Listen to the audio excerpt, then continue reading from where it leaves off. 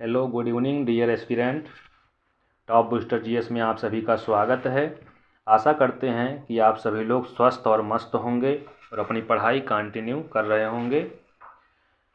और आपका ज़्यादा समय बर्बाद न करते हुए हम सीधे टॉपिक की बात करते हैं, जो आर ओ पीसीएस के जीएस पेपर के एनालिसिस से संबंधित है। हाल ही में दिसंबर माह में जो पीसीएस परीक्षा कंप्लीट हुई है, जिसमें इस बार जीएस के प्रश्नों ने परीक्षार्थियों को भ्रमित करने का कार्य किया है। इस बार की पीसीएस परीक्षा का पेपर जो बहुत ही फैक्चुअल डाटा से भरा हुआ था, मैक्सिमम 75% प्रश्नों के उत्तर फैक्चुअल ही रहे हैं।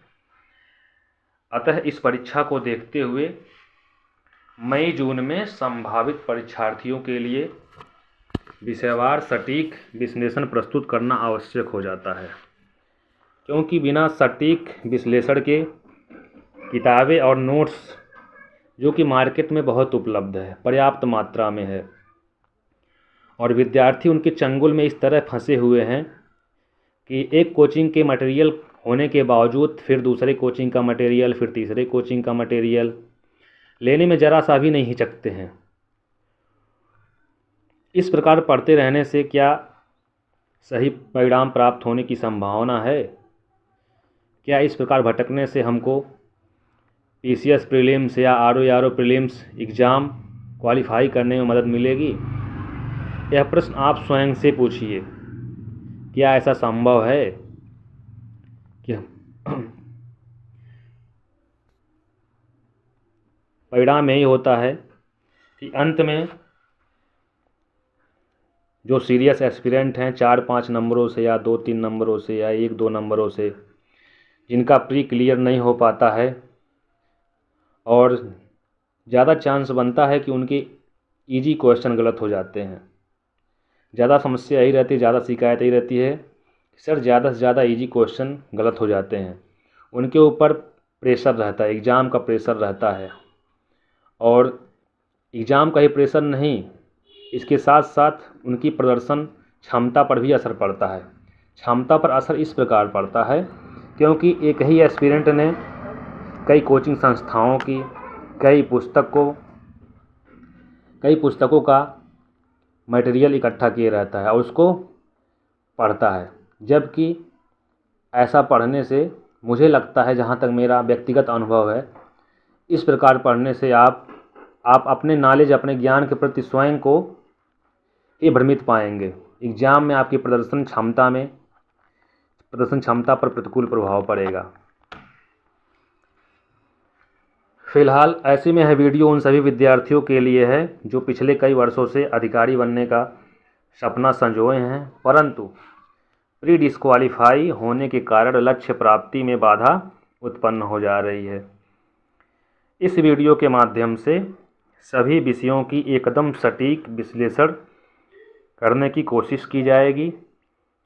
बहुत जल्द ही अगले वीडियो में टॉपिक वाइज कवर किया जाएगा। नेक्स्ट वीडियो के माध्यम से आपको जितने भी टॉपिक हैं, इतिहास, भूगोल, संविधान, पर्यावरण विज्ञान, कला एवं संस्कृति, आर ओ में मुख्यतः जो कृषि विज्ञान से संबंधित टॉपिक है, उसके बाद यूपी जीके, करंट अफेयर, इन सभी की भूमिका प्री क्वालिफाई करने में बेहद महत्वपूर्ण हो जाती है।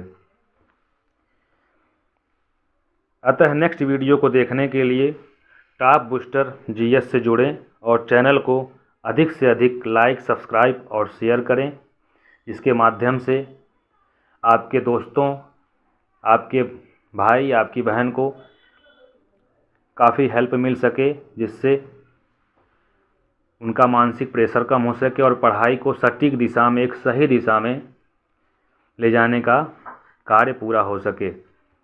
इस चैनल का मुख्य उद्देश्य यही है कि जिससे सभी विषय पर, सभी टॉपिक पर सटीक विश्लेषण प्रस्तुत करना, और प्रस्तुत करने के उपरांत प्रत्येक टॉपिक पर जहाँ से परीक्षार्थियों को संदेह होता है या जो टॉपिक छूट जाते हैं एग्ज़ाम में जल्दबाजी में, कवर करने की कोशिश करते हैं, परंतु एग्ज़ाम का प्रेशर ऐसा रहता है कि वो टॉपिक छूट ही जाता है।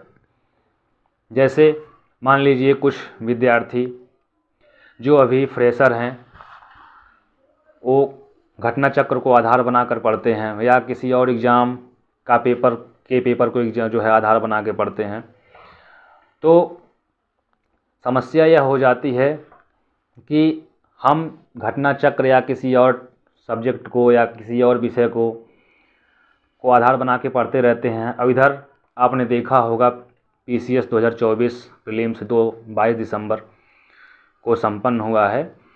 इसमें किस प्रकार के प्रश्नों की संख्या ज़्यादा हो गई है। इस बार ऐसा लग रहा है कि एग्जामिनर के द्वारा, आयोग के द्वारा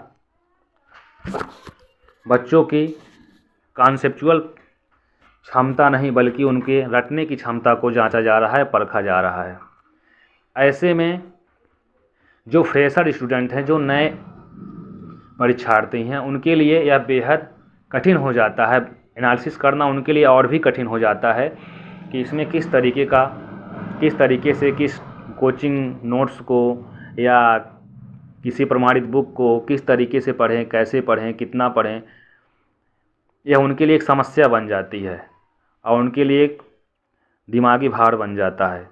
तो इस चैनल का मुख्य उद्देश्य यही है कि सभी विषयों का टॉपिक वाइज जहां से आपको अधिकतम संभावित कॉमन क्वेश्चन देखने को मिलते हैं, चाहे RO का एग्ज़ाम हो चाहे PCS का एग्ज़ाम हो, दोनों